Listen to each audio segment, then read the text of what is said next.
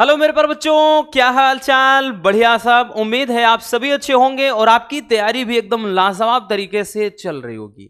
बहुत सारे बच्चों के कमेंट्स आ रहे थे कि सर केमिस्ट्री के संपूर्ण बुक से मोस्ट इंपोर्टेंट ऑब्जेक्टिव क्वेश्चन को करवा दीजिए।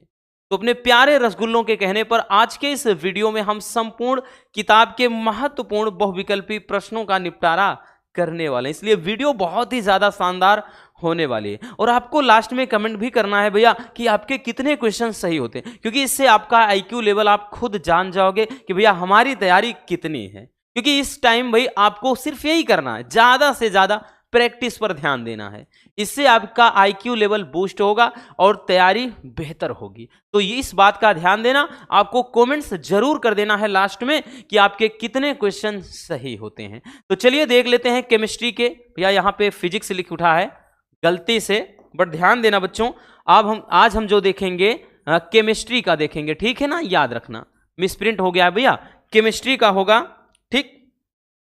तो केमिस्ट्री में संपूर्ण किताब से जितने इंपॉर्टेंट ऑब्जेक्टिव क्वेश्चन हैं, सारे महत्वपूर्ण बहुविकल्पी प्रश्नों का पोस्टमार्टम करने वाले हैं। चलिए शुरू करते हैं बिना किसी देरी के, ठीक है। पहला क्वेश्चन भैया, डायरेक्टली आ जाते हैं पहले क्वेश्चन पर।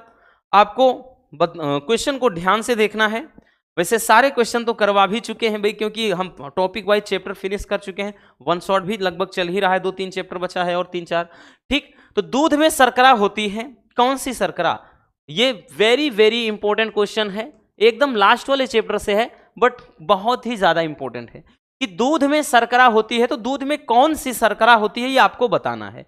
विकल्प है आपके भैया सुक्रोज, माल्टोज, ग्लूकोज, लैक्टोज। अब ध्यान से समझना भाई, कौन सी शर्करा होती है? तो भैया दूध में शर्करा कौन सी होती है आपको बताना है बच्चों।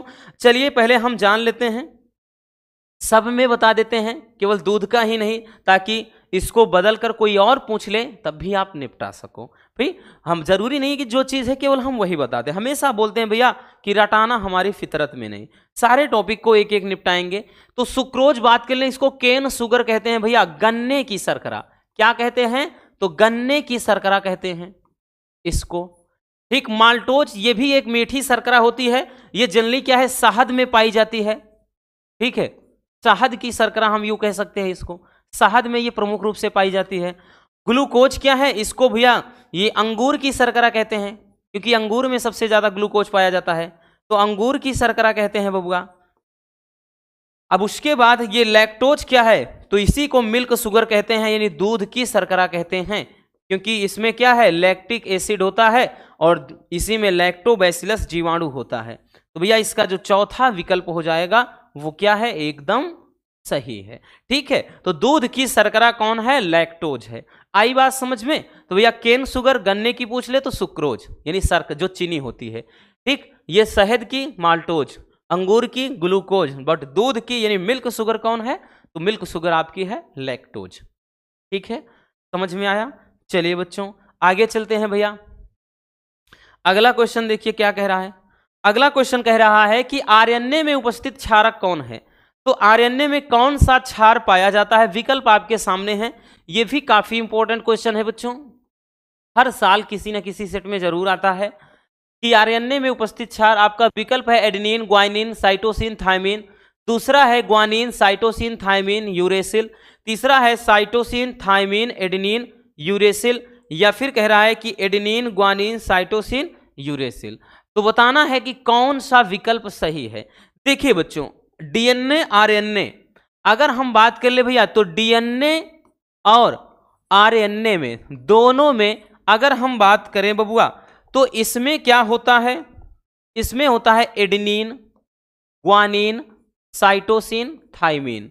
डीएनए में इसमें होता है एडेनिन, ग्वानिन, साइटोसिन और यूरेसिल। मतलब जहां थायमिन है उसी के स्थान पे यूरेसिल हो जाता है। तो एडेनिन, ग्वानिन, साइटोसिन भाई ये दोनों में मिलता रहेगा। आरएनए में पूछा है एडेनिन, ग्वानिन, साइटोसिन, थायमिन, ये नहीं होगा। एडेनिन भाई थायमिन इसमें आ गया, नहीं होगा। इसमें भी थायमिन आ गया, नहीं होगा। तो एडेनिन, ग्वानिन, साइटोसिन, यूरेसिल ये देख सकते हैं।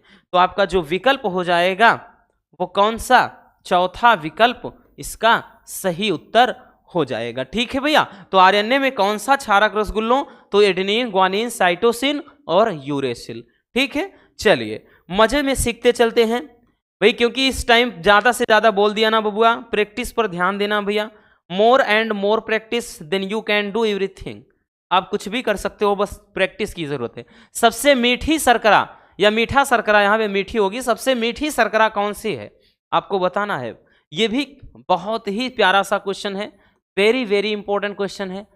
ठीक, सबसे मीठी शर्करा कौन सी है? ग्लूकोज है, माल्टोज है, फ्रक्टोज है, सुक्रोज है। तो भैया यहाँ पे सबसे मीठी शर्करा कौन सी होती है? फ्रक्टोज। इसी को क्या कहते हैं? तो इसी को बोलते हैं फलों की शर्करा। क्या कहते हैं?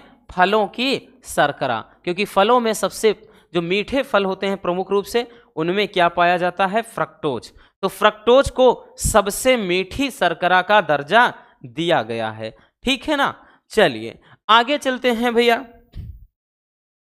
अगला क्वेश्चन देखते हैं बच्चों। अगला क्वेश्चन देखिए, कह रहा है कि RNH2 CHCl3KOH अभिक्रिया क्या कहलाती है? देखिए यहां से R का मतलब क्या है, कुछ भी ले लें, जैसे C2H5 ले लें और यहां पे NH2, जैसे भाई एथेनमीन हो गया, प्लस यहां पे CHCl3 क्लोरोफार्म हो गया और KOH हो गया, KOH हो गया।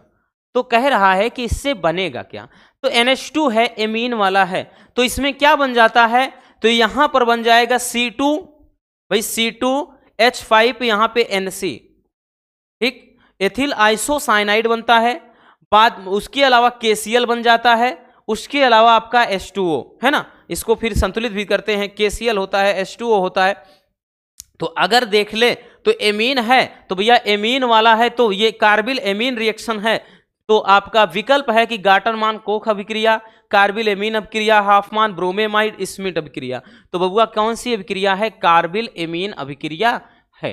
ठीक है, एमीन चैप्टर वाले में देख लीजिए, सारे इंपॉर्टेंट जो रिएक्शन बताए उनमें से एक ये है carbyl amine reaction, carbyl amine अभिक्रिया। आई बात समझ में भैया? एमीन है तो याद रखना कार्बिल एमीन अभिक्रिया है। ठीक है, तो ये भी काफी पूछा जाता है। चलिए बच्चों आगे चलते हैं।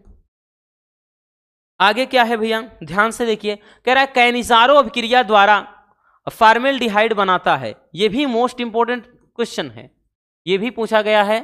आप 23 का पेपर देखो, 22 का देखो, 24 का देखो, आया है। कैनिजारो अभिक्रिया द्वारा फॉर्मेल्डिहाइड क्या बनाता है? मेथेन बनाता है, मेथिल अल्कोहल, मेथिल साइनाइड या एथेनमीन या एथिलेमीन। तो भैया ये क्या है? फॉर्मेल्डिहाइड बनाता है कैनिजारो अभिक्रिया में मेथिल अल्कोहल। ठीक, जितने इंपॉर्टेंट रिएक्शन है अगर आप उसमें देखेंगे तो सब अच्छे से समझाया है। ठीक है, चलिए नेक्स्ट क्वेश्चन की तरफ चलते हैं। अगला क्वेश्चन क्या है? अगला क्वेश्चन कह रहा है कि फॉर्मेलिन जलीय विलयन है, किसका है? फॉर्मेलिन जो है किसका जलीय विलयन है? फॉर्मेल्डिहाइड का, फार्मिक अम्ल का, या फिर फ्लोरोसिन का, या फिर एसिटेल्डिहाइड का। देखिए बच्चों सबसे पहले ये तो जान लेते हैं भैया फॉर्मेलिन है क्या। फॉर्मेलिन है क्या? तो फॉर्मेलिन कह लें या फॉर्मेलिन कह लें, ये क्या होता है? ये एक ऐसा पदार्थ है जिसको चीजों को सड़ने से बचाने के लिए, चीजों को क्या है? सड़ने से बचाने के लिए किया जाता है। सड़ने से बचाने यानी प्रिजर्व करने के लिए, बचाने के लिए किया जाता है। और ये होता क्या है? तो ये जो फॉर्मेल्डिहाइड है, ये फॉर्मेलिन है, ये फॉर्मेल्डिहाइड का ये 40% सॉल्यूशन होता है, 40% विलयन होता है। आपने देखा होगा चीजों को प्रिजर्व करने के लिए इस रसायन का प्रयोग किया जाता है, यानी फॉर्मेलिन का। देखा होगा कि जैसे क्या है, बेशकल ऐसी कोई मूवी थी ना, बेशकल साउथ की मूवी, उसमें जो फूड सेफ्टी डिपार्टमेंट से होता है, वो जब क्या करता है जगह जगह पर छापा मारता है, तो वहां पर उसको भी फॉर्मेलिन वगैरह के मतलब अंश मिलते हैं। ठीक है, जब दूध को जांच करता है तो उसमें फॉर्मेलिन मिलता है, और चीजें मिलते हैं, डिटर्जेंट मिलता है, तो वहां पर वो जिक्र करता है कि ये तो फॉर्मेलिन है, जिसका भाई इस्तेमाल क्या है, पुराने जमाने में लाशों को सड़ने से बचाने के लिए किया। जो मम्मी वगैरह होती थी मिस्र के पिरामिड में, तो वहां पर लाशों को सड़ने से बचाने के लिए इस केमिकल का प्रयोग होता है। ठीक, तो ये जरूरी नहीं बस केवल उसी को, बाकी अदर चीज भी है, अगर उसको सड़ने से बचाना है तो फॉर्मेलिन प्रयोग किया जाता है। ठीक, तो ये फॉर्मेल्डिहाइड का 40% सॉल्यूशन होता है। तो भैया विकल्प कौन सा हो जाएगा बच्चों? फॉर्मेल्डिहाइड का। तो फॉर्मेल्डिहाइड का क्या है? ये सॉल्यूशन होता है। ठीक है ना, आई बात समझ में? तो स्क्रीनशॉट कर लेना बबुआ।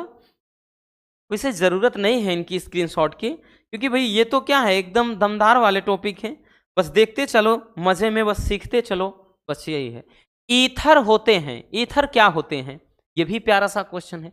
ईथर होते हैं उदासीन, क्षारीय, अम्लीय, उभयधर्मी। तो भैया ईथर क्या होते हैं? देखिए इसमें जो होता है एकाकी इलेक्ट्रॉन युग्म क्या है? ये ऑक्सीजन से जुड़ा होता है। ठीक है, तो यहां पर देख लें, इस कारण से ये क्या, इनकी प्रकृति क्या हो जाएगी? क्षारीय हो जाएगी। ठीक है, तो ईथर कैसे होते हैं? क्षारीय होते हैं, याद रखना। ठीक, चलिए नेक्स्ट क्वेश्चन की तरफ चलते हैं। अगला क्वेश्चन है, ये भी क्वेश्चन लाजवाब है कि ल्यूकास अभिकर्मक के प्रयोग से क्या पहचाना जाता है? मतलब क्या चीज हम पहचानते हैं ल्यूकास अभिकर्मक? ऑप्शन है आपका nitro alkene, alkene, alcohol, alkyl amine.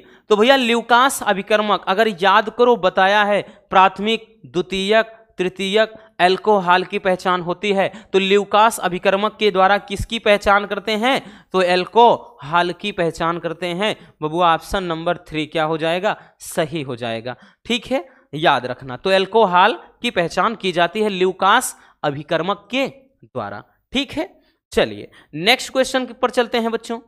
अगला क्वेश्चन देखते हैं भैया। अगला क्वेश्चन है कि रोजेनमुंड अपचयन द्वारा, रोजेनमुंड अपचयन के द्वारा क्या प्राप्त होता है? ये तो एकदम प्यारे से क्वेश्चन है, एकदम मजेदार वाले, कि रोजेनमुंड अपचयन के द्वारा क्या प्राप्त होता है? एल्डिहाइड, ईथर, कार्बोक्सिलिक एसिड या फिर कह रहा हाइड्रोकार्बन। तो बच्चों आपको बताया है भैया कि रोजेनमुंड अपचयन में क्या होता है? एल्डिहाइड प्राप्त होता है। ठीक है, एल्डिहाइड प्राप्त होता है। अभी इसको हमने भैया इसके पहले भी रिएक्शन जो वन शॉट लाया था उसमें आपको रोजेनमुंड अपचयन के बारे में बताया गया था। ठीक है, आप एल्डिहाइड, कीटोन तथा कार्बोक्सिलिक वाले चैप्टर में भी देखेंगे तो बताया है रिएक्शन में। ठीक है, तो याद रखना। चलिए नेक्स्ट क्वेश्चन की तरफ चलते हैं। अगला क्वेश्चन कह रहा है भैया, अगला क्वेश्चन की अभिक्रिया RCOOAG, जब यहां पे फिर Br2 की उपस्थिति रहेगा, RBr क्या कहलाती है? तो भैया ये कौन सी अभिक्रिया है?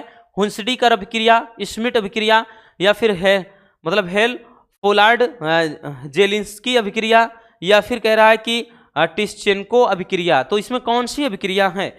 देखिए भैया अगर आपको याद हो बच्चों, तो यहां पे जैसे RCOOAG है, ठीक, इधर से कह रहा है कि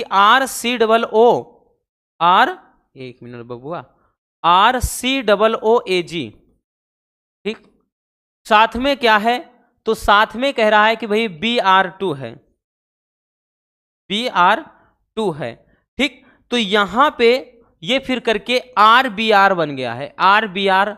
उसके बाद फिर एक Br बचा है, AgBr हो गया, AgBr हो गया, और साथ में COO है तो भैया CO2 हो गया।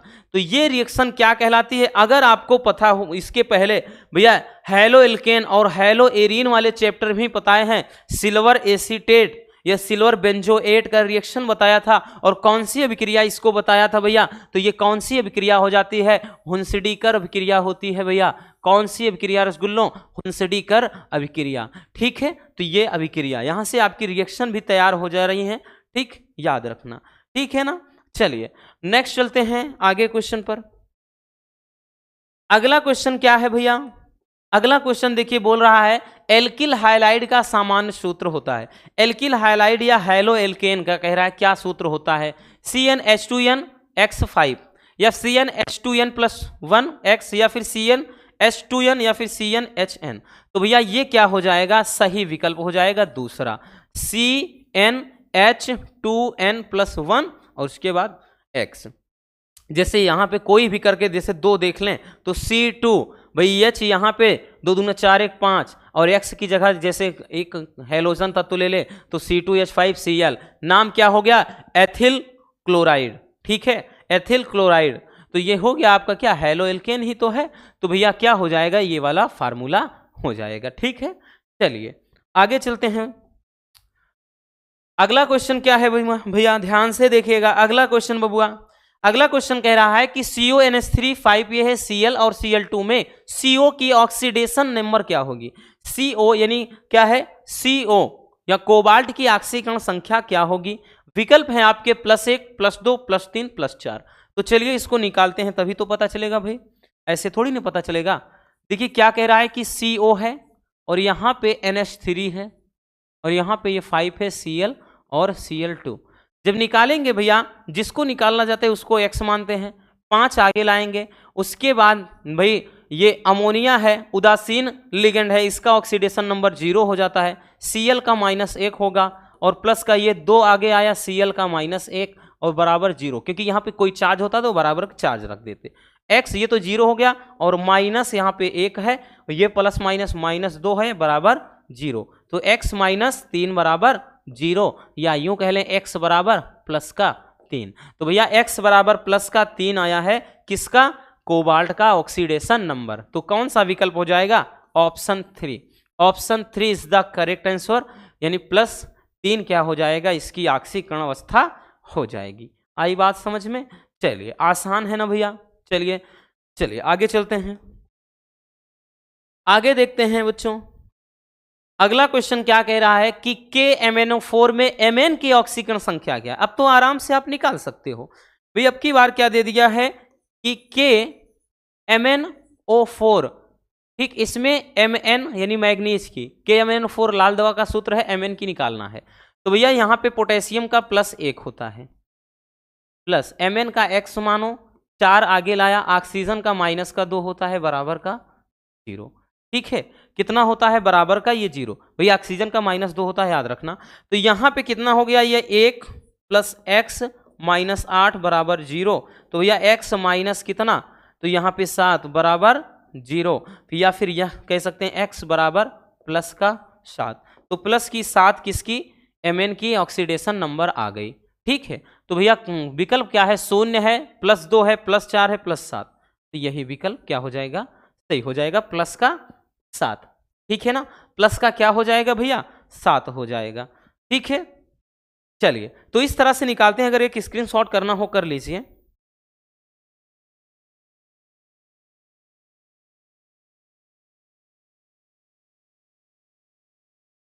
हो गया ना। चलिए आगे चलते हैं बच्चों, आगे देखते हैं। कह रहा कि Fe है, क्या है, ये 24 में भी आया था भाई। Fe है, क्या है, Fe मतलब आयरन है। तो आयरन है क्या, विकल्प है S ब्लॉक का तत्व, P ब्लॉक का तत्व, D ब्लॉक का तत्व, या फिर F ब्लॉक का तत्व। तो भैया तो Fe क्या है, ये तो आपका D ब्लॉक एलिमेंट्स है। ठीक है, D ब्लॉक का तत्व, या फिर इसी को कहते हैं संक्रमण तत्व। क्या कहते हैं, तो ये अगर विकल्प ऐसे ना होता तो देता आपका संक्रमण तत्व, अंतः संक्रमण तत्व, क्षार धातु, क्षारीय मृदा धातु, ऐसे देता। तो याद रखना संक्रमण तत्व कह लें या फिर डी ब्लॉक एलिमेंट्स कह लें। ठीक है, हो गया। चलिए आगे चलते हैं बच्चों, आगे देखते हैं भैया। अगला क्वेश्चन कह रहा है कि शून्य कोटि की अभिक्रिया के लिए वेग नियतांक का मात्रक क्या होता है। ठीक, शून्य कोटि की अभिक्रिया के लिए वेग स्थिरांक कह लें या वेग नियतांक का मात्रक, लीटर प्रति सेकेंड, मोल प्रति लीटर प्रति सेकेंड, या मोल प्रति लीटर प्रति सेकेंड है। अच्छा, यहाँ पे लीटर प्रति मोल प्रति सेकेंड है, सॉरी, यहाँ मोल प्रति लीटर प्रति सेकेंड और यहाँ पे है मोल प्रति सेकेंड। अब देखिए भैया किसके लिए कह रहा है कि शून्य कोटि के, तो शून्य कोटि के लिए याद रखना शून्य कोटि में क्या चलता है। तो शून्य कोटि के लिए भैया जो फार्मूला होता है के बराबर होता है बच्चों x/t। यहां से अगर हम मात्रक निकालें, ये फार्मूला होता है वेग स्थिरांक का, अगर यहां से निकाल दें हम तो भैया यहां से क्या हो जाएगा, x क्या है तो यहां सांद्रता को दर्शाता है, इसका मात्रक क्या हो जाता है मोल प्रति लीटर। उसके बाद ये समय का मात्रक सेकेंड, तो भैया क्या हो जाएगा, यही हो जाएगा मोल प्रति लीटर प्रति सेकेंड। या फिर वैसे कह दें तो इसको ऐसे लिखेंगे मोल, उसके बाद लीटर इनवर्स 1, फिर सेकेंड इनवर्स 1। ठीक है, तो ये हो जाएगा। ठीक, तो यहां पे भैया इस तरह सा कौन सा विकल्प है कि मोल प्रति लीटर प्रति सेकेंड, ये हो जाएगा। और ये बहुत ही इंपॉर्टेंट सा क्वेश्चन है, वेरी वेरी इंपॉर्टेंट, हम कहेंगे हर साल पूछेगा भैया और पूछा जाता है। ठीक है, और अगर जैसे प्रथम कोटि के लिए बोल दे कभी कभार, भाई प्रथम कोटि के लिए बोल दे, तब प्रथम कोटि के लिए क्या चलता है, फार्मूला आपका होता है क्या, के बराबर भाई क्या होता है 2.303 बटे टी होता है, और यहां पे log base 10 a upon a minus x होता है। तो भैया ये क्या है, प्रारंभिक सांद्रता, ये टी समय के बाद सांद्रता। तो इसमें सांद्रता का मतलब अगर रखेंगे तो मात्रक दोनों कट जाएगा, तो यूं कह लें, और यहां नंबर से मतलब है नहीं, केवल 1/t का निकलेगा मात्रक।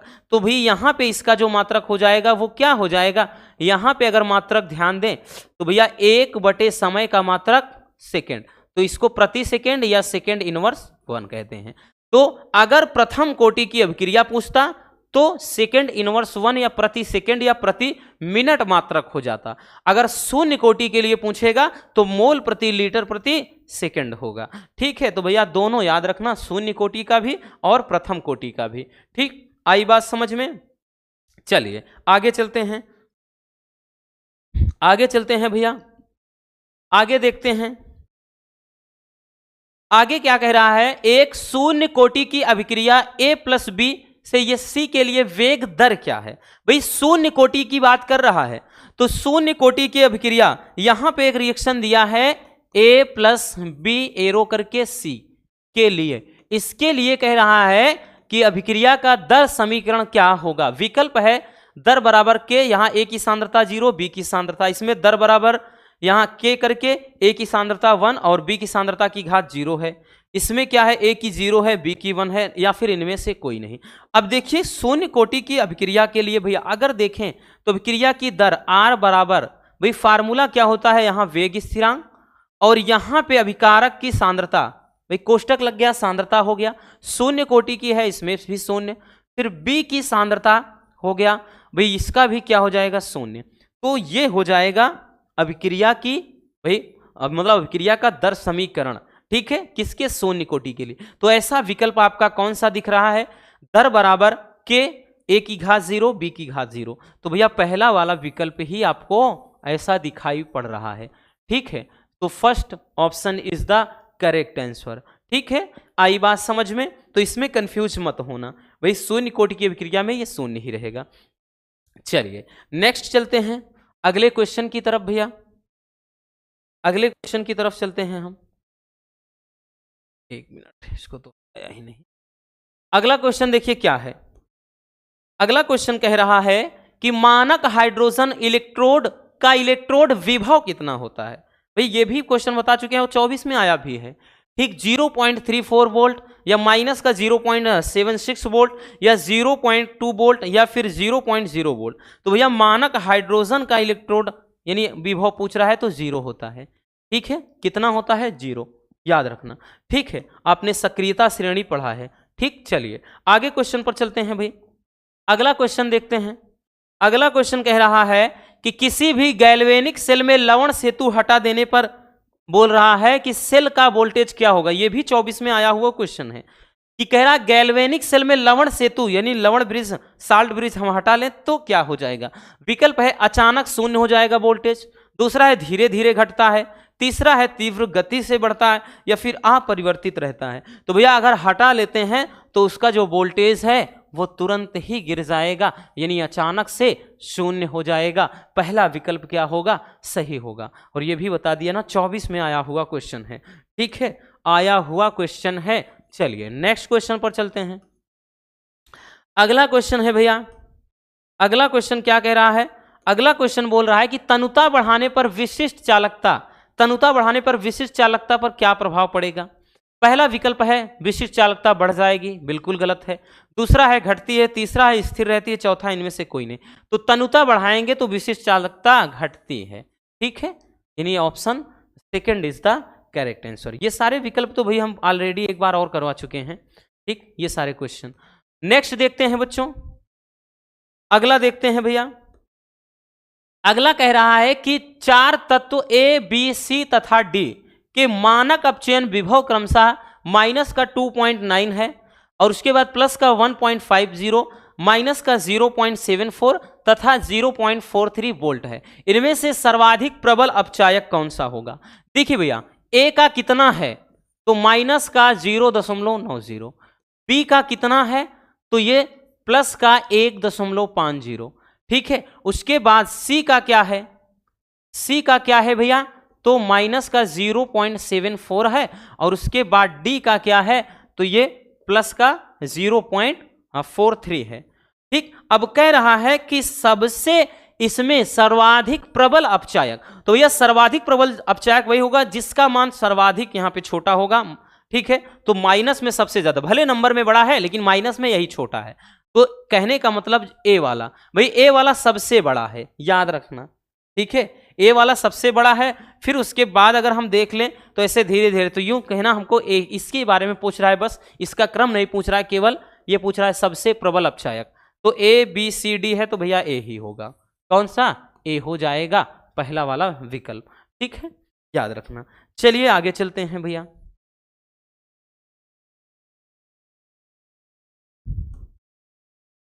अगला क्वेश्चन क्या है, अगला क्वेश्चन कह रहा है किसी भी इलेक्ट्रोड का इलेक्ट्रोड विभव निर्भर करता है। तो इलेक्ट्रोड विभव किस पर निर्भर करता है, आपका बहुत ही प्यारा सा ये भी क्वेश्चन है, मोस्ट इंपॉर्टेंट है बच्चों, याद रखना भैया। ठीक, तो विकल्प है धातु की प्रकृति पर, दूसरा है विलयन के ताप पर, तीसरा है मोलरता पर, या फिर इन सभी पर। तो भैया इलेक्ट्रोड विभव सब पर निर्भर करेगा। ठीक है, वो विलयन की मोलरता पर भी यानी सांद्रता पर भी निर्भर करता है, ताप पर भी, प्रकृति पर भी। ठीक, तो ये विकल्प क्या हो जाएगा, सही हो जाएगा, यानी सभी पर निर्भर करेगा। ठीक है, चलिए आगे चलते हैं, अगले क्वेश्चन की तरफ चलते हैं। कह रहा है कि निम्नलिखित में अणुसंख्य गुणधर्म है, ये तो बहुत ही ज्यादा पूछा जाता है, वेरी वेरी इंपॉर्टेंट क्वेश्चन है रसगुल्लों, कि अणुसंख्य गुणधर्म कौन कौन सा है। विकल्प है परासरण दाब, पृष्ठ तनाव, घनत्व, या इनमें से सभी। तो अणुसंख्य गुणधर्म कौन सा है, तो भैया ये हो जाएगा परासरण दाब। ठीक, इनमें अणुसंख्य गुणधर्म में परासरण दाब होता है, क्वथनांक में उन्नयन होता है, हिमांक में अवनमन होता है, और साथ में आपका जैसे भाई एक चीज क्या कहते हैं, ये तो बताया ही गया है। तो ये सब क्या होते हैं, अणुसंख्य गुणधर्म होते हैं। ठीक है, याद रखना। चलिए भैया आगे चलते हैं। अगला क्वेश्चन, अगला क्वेश्चन कह रहा है कि विलयनों का अणुसंख्य गुणधर्म नहीं है। देखिए अब की बार पूछ रहा है कौन सा नहीं है, ये भी क्वेश्चन पूछा गया है, मोस्ट इंपॉर्टेंट क्वेश्चन है भैया, ये भी पूछा गया है बच्चों, याद रखना। नहीं वाले में कंफ्यूज बच्चे ज्यादा होते हैं, कौन सा कह रहा नहीं है ये बताना है। पहला है परासरण दाब, तो बच्चों ये तो है। दूसरा है हिमांक में अवनमन, ये भी बताया है। क्वथनांक में उन्नयन भी है, और भाई वाष्प दाब में आपेक्षिक अवनमन ये भी है, और पृष्ठ तनाव यानी सरफेस टेंशन ही नहीं है, क्या है, ये अणुसंख्य गुणधर्म नहीं है। तो यही विकल्प सही हो जाएगा। बाकी ये भी है, ये भी है, ये भी है, इसके अलावा क्वथनांक में उन्नयन भी है, 4 अणुसंख्य गुणधर्म हैं। ठीक है, यहां पर चलिए आगे चलते हैं, अगला क्वेश्चन देखते हैं भैया। अगला क्वेश्चन क्या है, अगला क्वेश्चन बोल रहा है कि किसी विलयन का परासरण दाब किस संबंध द्वारा प्रदर्शित किया जाता है। ठीक है, आपके सामने ये विकल्प दिए गए हैं, P बराबर RT अपान C, P बराबर CT अपान R, P बराबर RC अपान T, या फिर P अपान C बराबर RT। देखिए हमने बताया है, वहां पे बताया था पाई से दर्शाते हैं या P से भी दर्शा लो, PV बराबर N RT होता है, या भाई P बराबर N अपान V RT कह लें, या फिर भैया हमने P बराबर होता है CRT होता है। ठीक है, तो कई फार्मूले, चाहे ऐसे लिखो, चाहे ऐसे लिखो, चाहे ऐसे। तो अगर इसी को नीचे लाना चाहें, अब देखो ऐसा कौन मिल रहा है, P अपान C कह रहा है बराबर RT, अगर इसको यहां पे लें तो P अपान C बराबर RT, ये फार्मूला रसगुल्लों ऐसा ही बन रहा है, तो यही तो सही है। बाकी ये RC अपान T गलत होगा, P अपान CT अपान R गलत होगा, P बराबर RT अपान C बिल्कुल गलत होगा। तो P अपान C, क्योंकि इसको अगर हम नीचे लाएंगे P अपान C बराबर RT ही तो बचेगा। तो भैया इस लिहाज से आपका ये option 4 is the correct answer. ठीक है, चौथा विकल्प क्या हो जाएगा, सही हो जाएगा। ठीक है भैया, चलिए, इसलिए भाई देखिए सारी चीजें एकदम पढ़ी पढ़ाई हैं, कहीं से कोई दिक्कत नहीं होनी चाहिए भैया। चलिए आगे चलते हैं बच्चों, अगला क्वेश्चन रसगुल्लों, अगला क्वेश्चन कह रहा है कि 180 ग्राम जल के मतलब जल में कितने मोल होते हैं। ये भी मोस्ट इंपॉर्टेंट है न्यूमेरिकल की तरह ही, लेकिन रिपीट बहुत ज्यादा होता है कि 180 ग्राम जल में मोलों की संख्या पूछ रहा है, 1 मोल, 18 मोल, 10 मोल, 100 मोल।